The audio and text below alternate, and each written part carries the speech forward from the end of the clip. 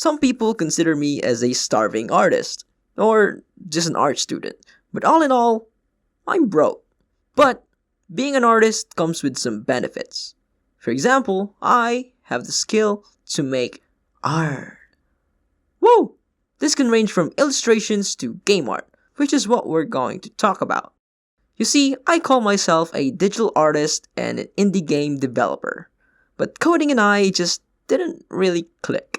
So much that I actually stopped coding games by myself for a long time now. And so I was left with the art part of the game industry, which you can see has a pretty big market for it. From jobs in studios to selling your own assets in a store like Unity Asset Store or itch.io. And this is what I've been doing recently. Creating assets and selling them in itch.io. And so far, I've sold about $150 worth of assets.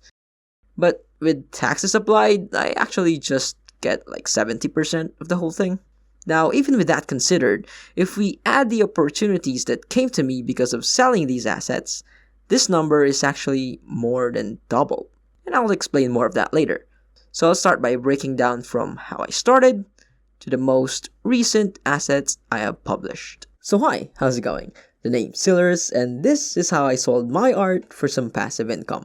So when I decided to start making assets to sell them, I knew that I would not be able to upload at the rate that some people do in this market. I mean, if you look at the top performers in itch, some of these guys upload on a daily basis, updating not even one but multiple of their assets. And like I said before, I am an art student. Emphasis on the student, so I have college workloads to think of. Not just that, sometimes I get the occasional commissions, and sometimes I just want to learn new things. But most importantly, I am working on an indie game right now that already takes up so much of my time. So with all of that together, to be honest, I did not truly expect this journey to make money fast. I want to slowly push assets into my store until they stockpile into something that generates more and more revenue as time goes by. Like something in the background that gives me a couple of bucks to treat myself to a good meal every now and then. And hey, maybe as time goes by, it can be a good source of income together with the other ones. And speaking of source of income, have you seen how much some of these make? I once saw an asset pack make $2,000 just in one sale. But when I was making this video, I saw this top selling asset pack trying to reach 9,999.9. Damn, even revenue goals have charm pricing now. But guess what they made? Over $40,000. That's like 80,000 burgers. But it makes sense. They spent over 2,000 hours working on a single asset pack. And they're selling it for $2. Come on, it's like, why not buy it at that point? Hey, Editor Sillers here. I just wanted to call myself out with this because the price I was talking about is Modern Exteriors, which has $2.50. And the pack that I was actually talking about, which is Modern Interiors right here, actually, if you look at it, it's even less.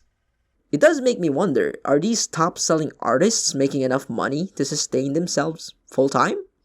I don't know, it's not like I can ask them. Wait. Hey! Do you do this full-time?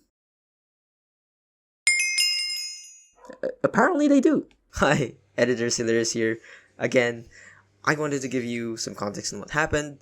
So I actually reached out to LimeZoo, which is the artist of the asset packs we were talking about.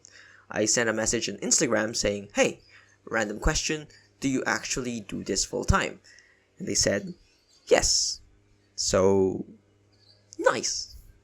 And here I was starting my journey, because the hardest part for me with this is to actually just start. And I hope this can convince you to just give it a go. It doesn't matter if you make $2 or $1 million. If you're thinking you want to do it, give it a shot. It might result to a good bowl of ramen, or to life-changing money, who knows. For me, I wanted to slowly build up a massive store like some people who have tons and tons of content, which are just not asset packs, by the way. Take for example, this guy. I don't know how to say that. They sell not just loads and loads of asset packs, but also tutorials on how to make your own asset packs. I do think this artist has a very interesting style, and a lot of experience to back it up. So this type of thing would make sense to do. So what would make sense for me to do? And for me, instead of asking what I want to do, I ask myself, what would people most likely buy? What are the things they would need? What are the gaps in the market that I can fill? So this called for a bit of research. I went to Itch and searched for tags that are both little in amount of total assets being sold, and at the same time have a pretty decent amount of people downloading them. In the end, I arrived to the conclusion in making UI elements, or more specifically, icons. And you know what? This research I did definitely paid off to some extent. My first asset pack that I made is still the one that has generated the most amount of money, and it's not even close. It's like doing half the work of everyone. So what is it? I made an RPG skill icon pack that has over 100 unique skill icons with different color schemes and uses that you can put in your game, and as of recording, I made about $84, so being more than half of the total. For me, it makes sense. I think it's something that elevates someone's creativity instead of doing their game art for them. For example, if someone is making an indie RPG game, they're probably already excited in making characters, their environments, and their enemies, but something like this pack can probably fit in their game without much effort, and even give them ideas for different skills that they can add in the future. So after the small success of my first pack, I wanted to stay in the lanes of icons, but not make it strictly UI elements this time. So I made magic items that contains over 200 assets that you can use for your game. I pushed through to 200 because that was my way of surpassing my past self, but the customers did not really think that.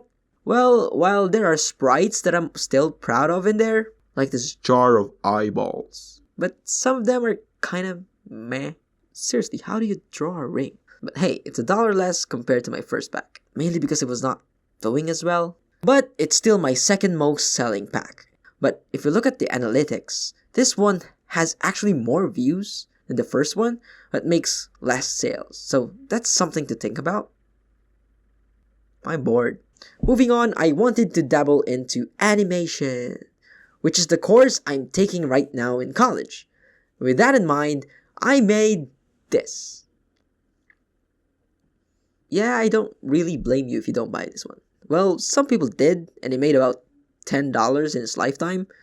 Probably will stay like that for a while.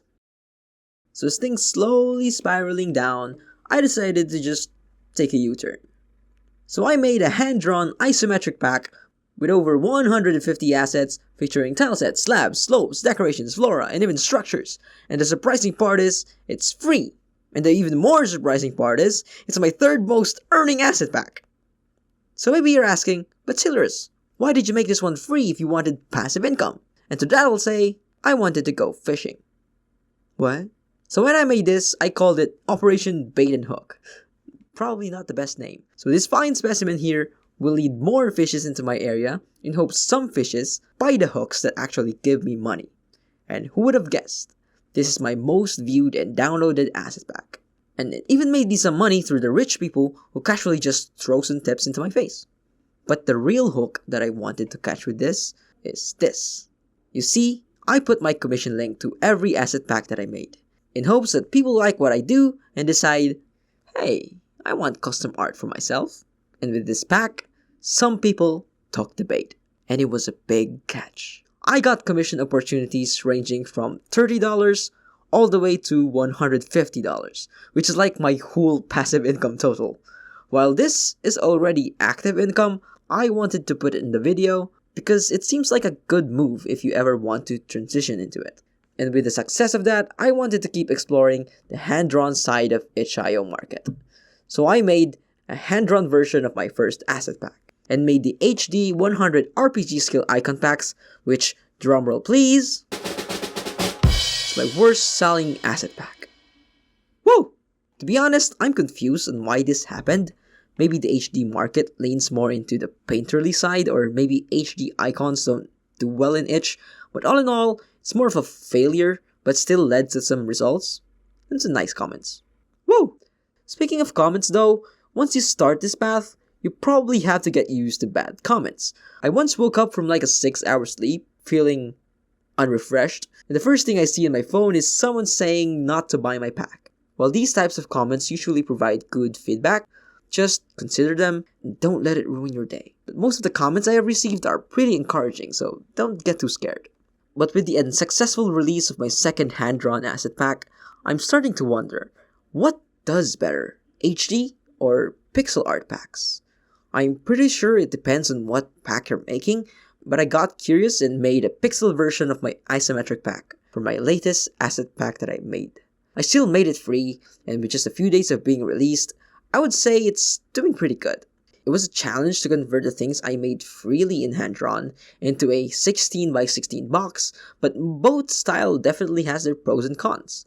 While pixel art is more restrictive, that means it is easier for it to be aligned perfectly in the isometric point of view. While hand-drawn, on the other hand, is more creatively free, but I never really got the tiles to perfectly align in the end. And with that, I have told you how I started from nothing into selling asset packs on the side for some passive income. While it has been a very slow drop of revenue, it has allowed me to fund the small upgrades I wanted for myself, like paying for my website and buying a Sprite in Steam. There are probably other ways to branch off from this, like starting your own Patreon or Ko-Fi after getting a following. So while it may look daunting and too saturated, I believe there are opportunities waiting for people who try and take this journey. And now that you're this far into the video, give it a like. It helps out. And subscribe.